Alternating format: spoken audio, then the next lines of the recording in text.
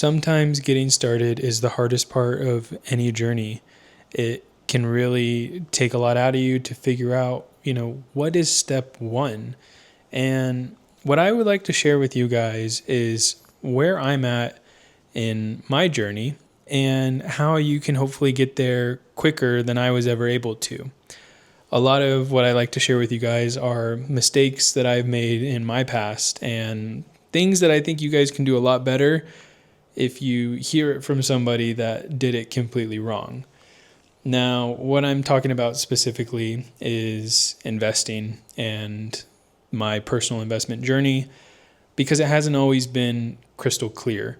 And I had to learn a lot on my own. I had to figure out what worked and what didn't work. And a lot of that research, sits inside of my head. And I really just love sharing anything that I learn about with anybody that's willing to listen. And I think that there's a lot of useful information that I can share. And the first one goes back to what I just opened up with, which is getting started can sometimes be the hardest part of any journey.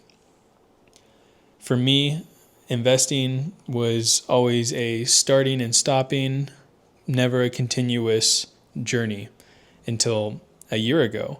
And in that year, I've seen my investment portfolio go from $7,000-ish to just over $36,000. It was an exciting mark to hit, but it also showed me that I still have a long way to go.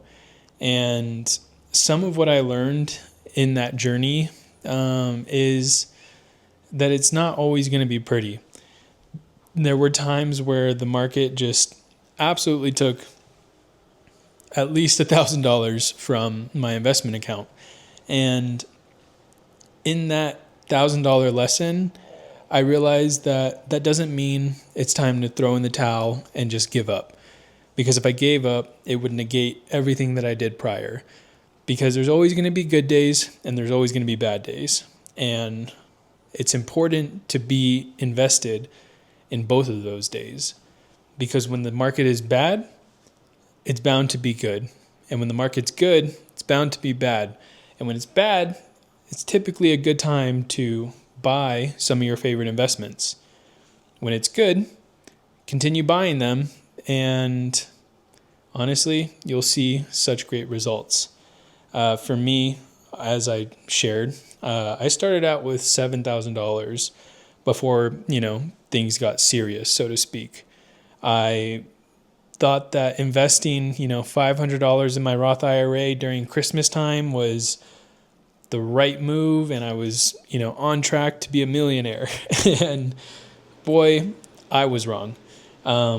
Because not only was I just putting $500 in, once maybe a year or every few months, I was only putting money in there. I wasn't investing it.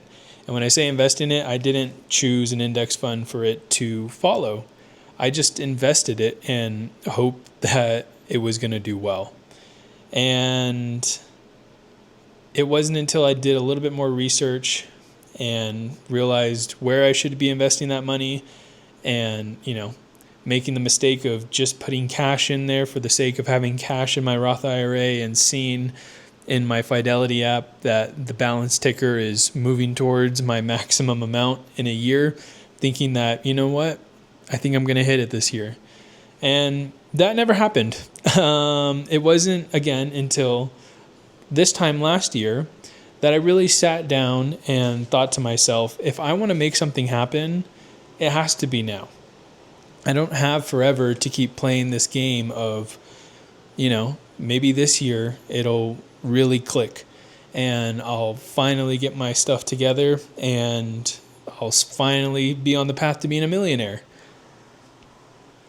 I can confidently say now I'm on the path to being a millionaire, but it was those lessons in the beginning that stopped me from realizing that dream and thinking it was exactly that, a dream.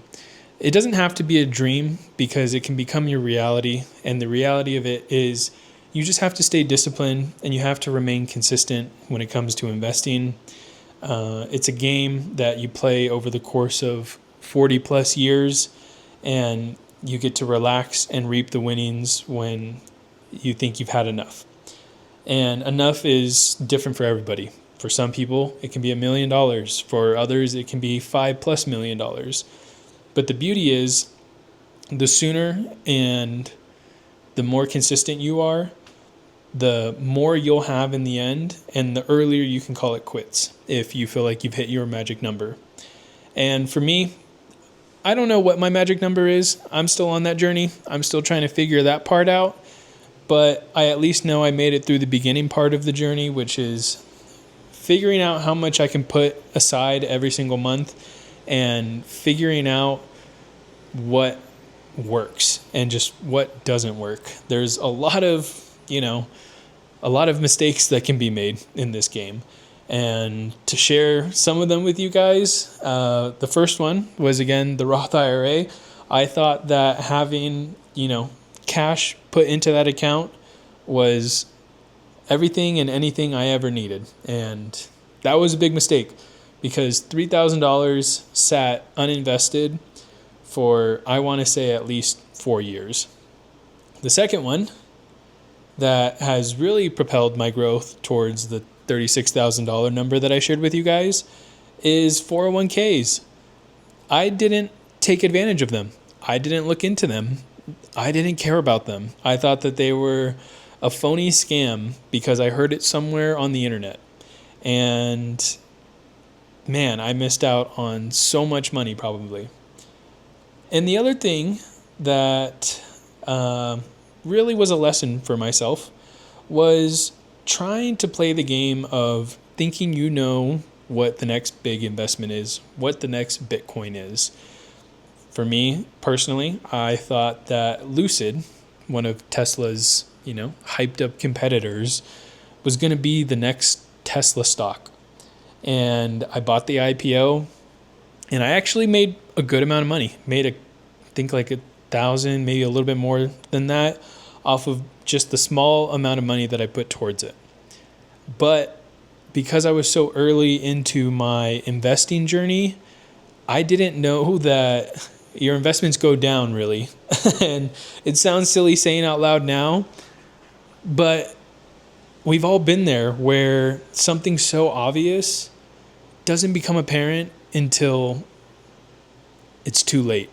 And for me, it was too late. I lost all the money that Lucid was ever worth when the IPO launched because it was an overhyped stock.